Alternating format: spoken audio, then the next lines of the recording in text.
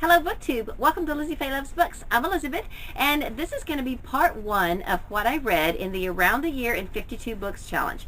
Now the Around the Year in 52 Books Challenge is pretty much what it sounds like. It's a year-long reading challenge that consists of 52 prompts where you choose a book for each prompt and read it during the year. Now the Goodreads group, which I will link down below, recommends a challenge per week, and in fact if you follow along with the group you can see what challenge they are doing each week and you can read along with the group, kind of like a big online book club. Now I did that fairly closely for January, February, and March, but then I kind of got sidetracked and I sort of picked back up in September, early October, and started then looking through the list and going back through what I had read during the year and plugging in what I read, and then I could see towards the end of the year what I still needed to read to finish up the challenge. And I'm currently reading my last book for this challenge. Now I'm on track to read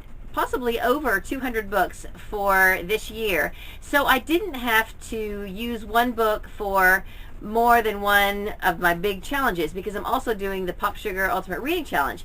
But for this video I want to show you challenges 1 through 26 and what I read for each challenge. So let's get started. For a book you meant to read in 2015, I picked The Sword of Summer, which is the first book in the Magnus Chase and the Gods of Asgard series by Rick Riordan. I have not yet read book 2, but I got this book in October of 2015 at a Rick Riordan live event. It's signed and everything, and I wanted to get to it immediately and I just didn't. So this was the first thing I picked up on January 1st and I really enjoyed it.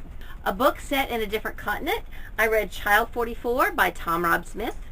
For a book that got a Goodreads Choice Award, I read Crenshaw by Catherine Applegate. A book by an author I discovered in 2015, I read Strange Case of Origami Yoda by Tom Engelberger. For a book with a title beginning with the same letter as my name, I read Aragon by Christopher Paolini.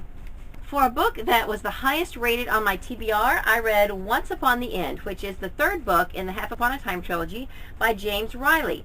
Now, you may think that some of these books were rated higher, but this one actually, at the time I read this, overall had the highest average rating on Goodreads of any of my other books on my TBR, except for a couple of new books that only had like 1 rating.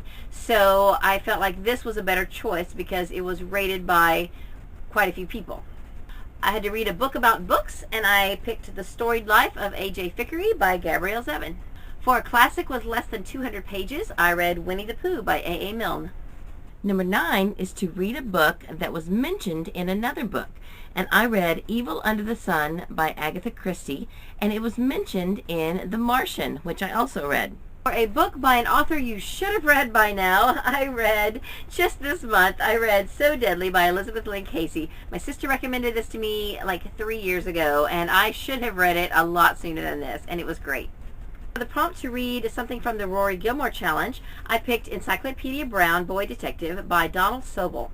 For a childhood classic, I read Nancy's Mysterious Letter by Carolyn Keene. This is book number 8 in the Nancy Drew series. Challenge number 13 was a reader's choice, so I chose Aunt Demity's Death by Nancy Atherton. For a book with one of the 5 W's or the H in the title, I picked Cat Who Saw Stars by Lillian Jackson Braun.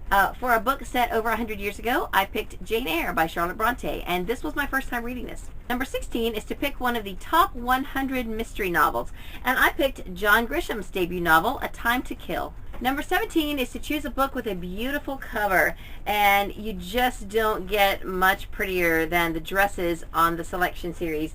So because I had already read the Selection, I read The Elite by Kiera Cass. Number 16 was to read a book from a summer beach reading list, and quite a few people on BookTube were reading The Sisterhood of the Traveling Pants by Anne Brashers, and I read it as well. Number 19 is to read a nonfiction book, and one of the nonfiction books I read is Boys in the Boat by Daniel James Brown. For a book with a first name in the title, I finally read Harry Potter and the Sorcerer's Stone by J.K. Rowling. And for a book that was recommended to me by Goodreads, I am currently reading Faith by Lori Copeland. Ultimately, I wanted to wait and film this video after I had finished that last book, but I needed to get this done, and I wanted to do this during Vlogmas. So Faith is the very last book that I need to read to finish these challenges. All of the rest of them are finished, and I will finish it this week, really within the next few days. Challenge number 22 is to read the first book in a series, and among several first books in series that I read this year, I read Home to Harmony by Philip Gulley. Number 23 is to read the next book in a series you are reading, and my husband and I both listened to City of Fallen Angels by Cassandra Clare.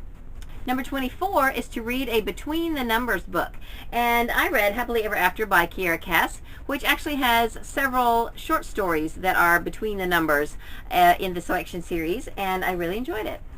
Number 25 is to read a book with a main character whose profession interests you. And I read Family Patterns by Kristen Eckhart. It is the first book in the Patchwork Mystery series that is published by Guidepost, and the occupation of the main character is a quilt restorer. Now, that's not something that I think I could or would ever do, but it's so interesting and fascinating. Number 26 is to read a book that everyone is talking about, and I read A Court of Mist and Fury by Sarah J. Maas. So that is 1 through 26 of the Around the Year in 52 Books challenge, and in my next video I will tell you what I read for challenges 27 through 52. So I hope you'll come back for that video. Meanwhile, I hope you're having a great day, read a good book, and God bless you.